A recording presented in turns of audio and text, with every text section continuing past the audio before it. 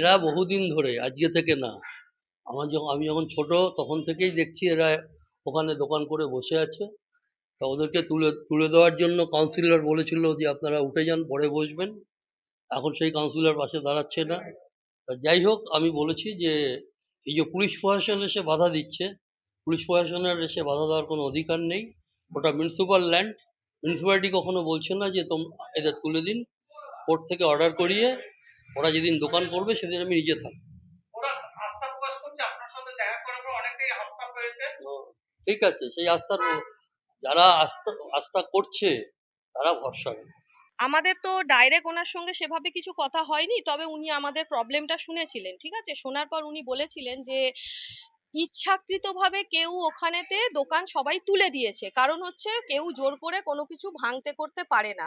ঠিক আছে, ওদের ইচ্ছা ছিল তাই ওরা দোকানগুলো ভেঙে দিয়েছে। এটা কিন্তু কখনোই না, আমরা কখনো কালিদাস না যে যে ডালে বসে আছি সেই ডাল আমরা কেটে দেবো। ঠিক আছে, কারণ আমরা ওখান থেকে রুজি রোজগার আমাদের, তো সেই জায়গা দেখতে গেলে আমরা কখনো আমাদের ব্যবসা বাণিজ্য বন্ধ করে দিয়ে ওনাদের বলবো যে আপনারা এখানেতে ভেঙে দিয়ে আপনারা আপনাদের মতন কাজ করুন। ঠিক আছে, তো সেই রকম আমরা কিছুই বলিনি। উনি একথাও বলেছিলেন যে আমাদের ইফতার মিটে যাক, তারপরে দুদিন পর আমি বসে এই ব্যাপারে চেয়ারম্যানের সঙ্গে মিটিং করে কথা বলে একটা সলিউশন অবশ্যই বার করব, যেটাতে সবার রুজি রোজগার যাতে বন্ধ না হয়। কিন্তু এটা আমাদের মাননীয় প্রাক্তন বিধায়ক মদন মিত্র মহাশয় বলেছিলেন, কিন্তু আজকে এক সপ্তাহ বেশি হয়ে গেল, উনি আজ অব্দি একবারও এসে আমাদের না কাছে না জানতে চাইলেন, না দেখলেন, না জিজ্ঞাসা করলেন যে আজকে এত দিন 6 মাস রানিং হয়ে গেল যে আমাদের কি অবস্থায় দিন চলছে, বা কিভাবে আমরা করছি, বা কিভাবে কি করলে সঠিকভাবে কাজকর্মগুলো হয়। সেই পথটাও দেখাননি? না, কিচ্ছু দেখাননি, কিচ্ছু দেখাননি।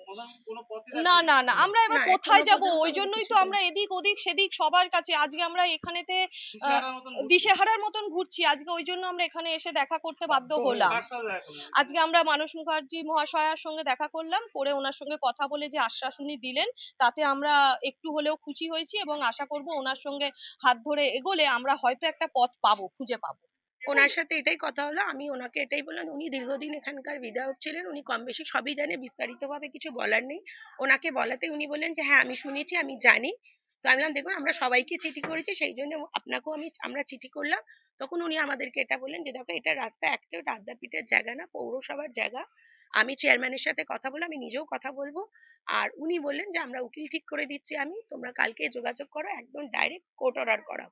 প্রশাসন যাতে তোমাদেরকে কোনো বাধা না দেয়, তোমরা ওখানে দোকান বসাও, তারপর বাকিটা আমি দেখছি।